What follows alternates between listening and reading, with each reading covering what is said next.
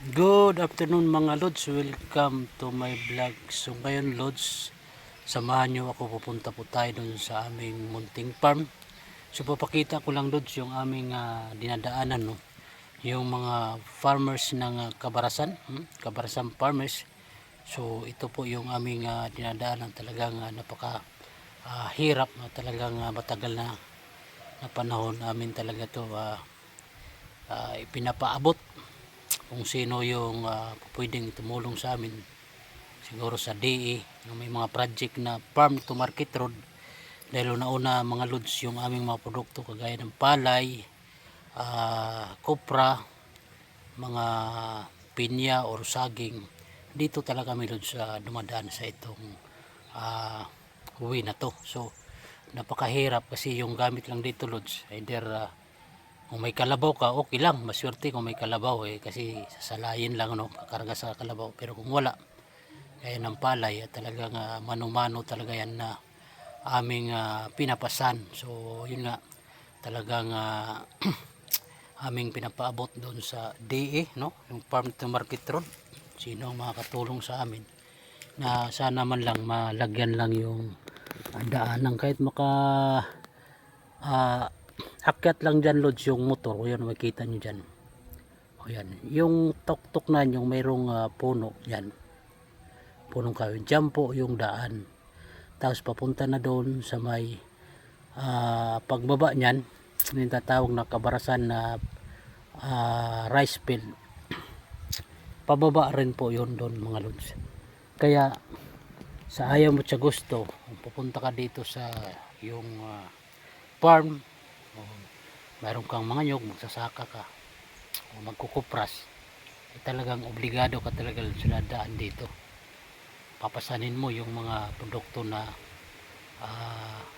rice or mga pinya, mga saging man yan o kopra. Kung may kalabaw, okay naman, maswerte, sabi ko nga kung may kalabaw. Pero kung wala, talagang papasanin mo ng mano-mano, no? Farm to market road talaga yung kailangan dito, no? Sana matulungan itong mga farmers dito sa Kabarasan, farmers, no, yung mga nagtatanim ng palay. So tayo doon, video tayo mamaya pag nandun tayo sa tuktok.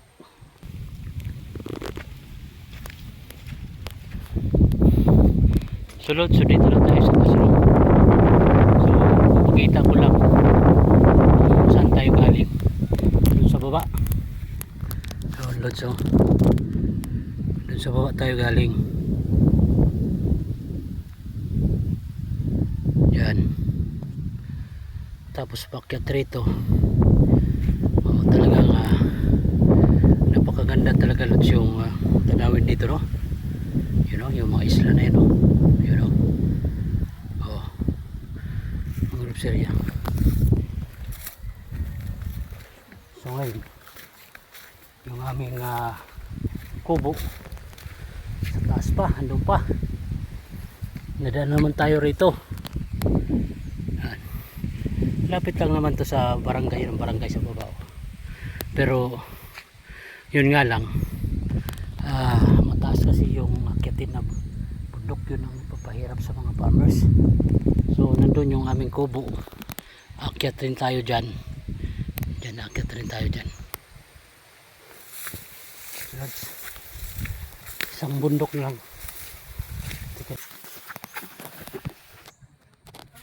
Lods, dito na ko lods sa aming munting kubo. Ano, bagong atip yan, mga alaga kong aso, mga pusa. So pag dito na tayo lods sa taas, medyo okay na, makaka-relax na tayo. Yun lang talaga ang pag akyat lang talaga rito kasi. So lods, dito na tayo sa aming munting kubo, no? Tapos sa tuktok ng bundok. So yung kanyang tanawin loads, yung mga tanim, tanglad, napakaraming tanglad loads. Tanglad papunta doon, tapos tanglad dyan. Ito. Bugard. Oh. Ito naman si Bugard. Bugard. Bugard Lodge.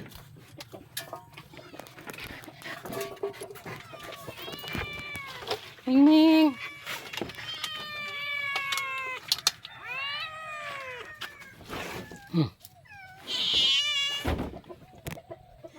Sepuhan. Tayo dadaan.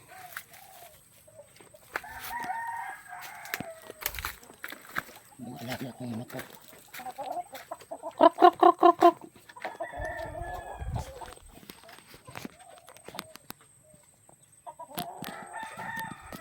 Krok, krok, krok, krok, krok.